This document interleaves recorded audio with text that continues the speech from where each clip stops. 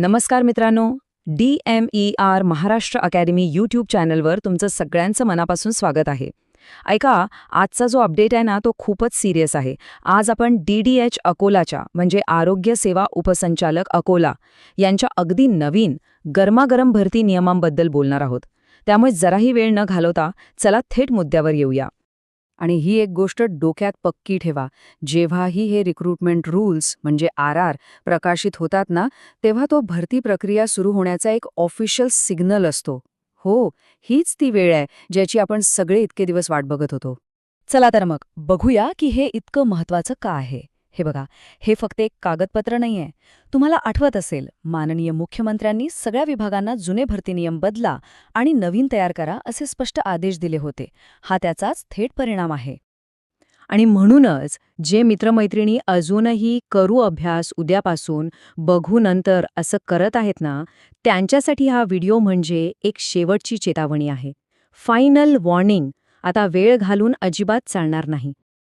आताची परिस्थिती अशी आहे की तुम्ही तुमच्या करिअरच्या एका अत्यंत महत्त्वाच्या वळणावर उभे आहात. इथून पुढे तुमच्यासमोर फक्त 2च रस्ते आहेत आणि निवड तुम्हालाच करायची आहे. आता हे बघा, ही स्लाइड सगळं काही स्पष्ट करते. एकीकडे आहे सुवर्ण संधी, म्हणजे IBPS किंवा TCS द्वारे होणारी सरळ सेवा भरती, जी तुम्ही आत्ताच मिळवू शकता. आणि दुसरीकडे आहे कठीण मार्ग, म्हणजे भविष्यात येणाऱ्या MPSC परीक्षा, जिथे स्पर्धा कितीतरी पटीने जास्त असेल आणि निवडीची शक्यताही कमी असेल. निर्णय तुमचा आहे.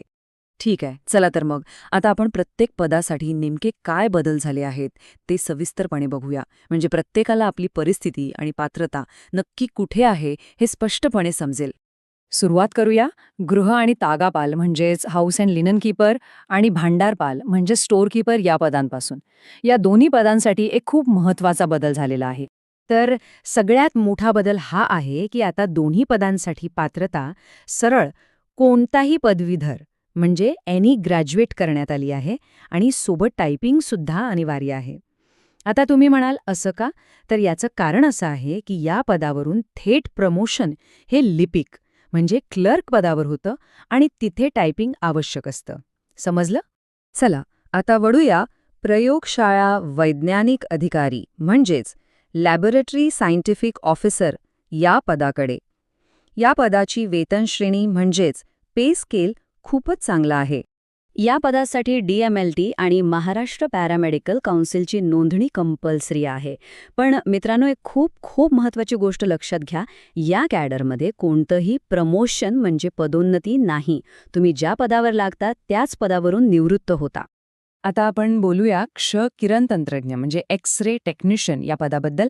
आणि ऐका, इथे तुमच्यासाठी खूप मोठे आणि खरंच फायदेशीर बदल झाले आहेत. आणि हा चार्ट बघा, किती मोठा फायदा झालाय ते. आधी सरळ सेवा भरतीचा कोटा होता 75%, तो आता थेट 90% नेला आहे. म्हणजे आता फ्रेशर्ससाठी जास्त जागा उपलब्ध असतील. या पदासाठी आता रेडिओग्राफीमध्ये डिग्री लागेल आणि सोबत एक नवीन अट जोडली आहे, ती म्हणजे 1 वर्षाचा अनुभव आता अनिवार्य केलाय. आणि पगार बघा, S13 वेतन श्रेणी आहे, जी 1,12,400 रुपयांपर्यंत जाते. ओके, चला आता आपण त्या पदाबद्दल बोलूया, ज्याबद्दल सगळ्यात जास्त प्रश्न विचारले जातात. फार्मसी ऑफिसरसाठी नक्की काय अपडेट आहे? इथे नीट लक्ष द्या. फार्मसी ऑफिसरसाठी आता 2 मार्ग आहेत.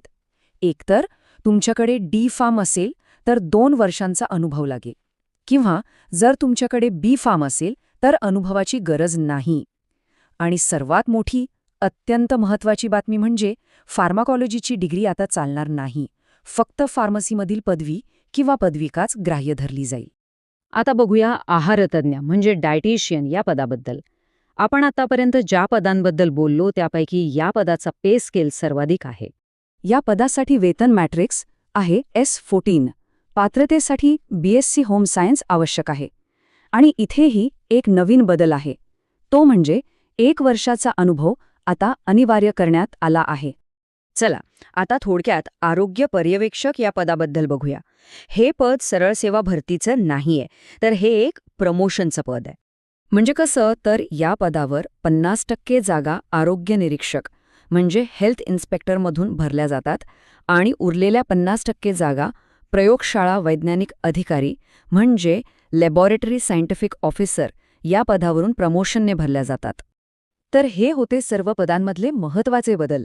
आता या सगळ्या माहितीच्या आधारावर तुमच्यासाठी पुढची दिशा काय असली पाहिजे? तुमच्या करिअरसाठी निर्णायक पाऊल कोणतं असेल? चला ते पाहूया. पण त्याआधी मित्रांनो, एक छोटीशी गोष्ट. अशा सखोल संशोधनावर आधारित व्हिडिओ तयार करण्यासाठी आमची टीम दिवस-रात्र मेहनत घेत असते.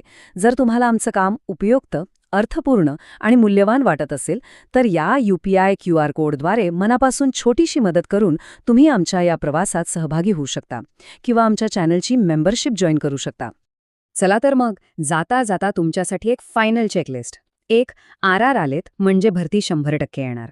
2. पात्रता बदलली आहे, ती आजच नीट समजून घ्या म्हणजे नंतर पश्चाताप नको. 3. हा व्हिडिओ खरंच उपयुक्त वाटला असेल तर एक लाईक नक्की करा. तुमच्यासारख्याच सिरियस मित्रांसोबत शेअर करा. आणि हो, रोजच्या अस्सल अपडेटसाठी चॅनलला सबस्क्राईब करायला विसरू नका. तोपर्यंत एकच गोष्ट लक्षात ठेवा. कठोर अभ्यास करा, आपलं लक्ष विचलित होऊ देऊ नका. सरकारी नोकरी नक्की येतेय. आणि जर तुम्हाला DMER बद्दल अजून काही माहिती हवी असेल तर स्क्रीनवर दिसणारा हा पुढचा व्हिडिओ नक्की बघा. आणि हो, जाता जाता DMER महाराष्ट्र अकॅडमीला सबस्क्राईब करायला विसरू नका. धन्यवाद. भेटूया पुढच्या व्हिडिओमध्ये.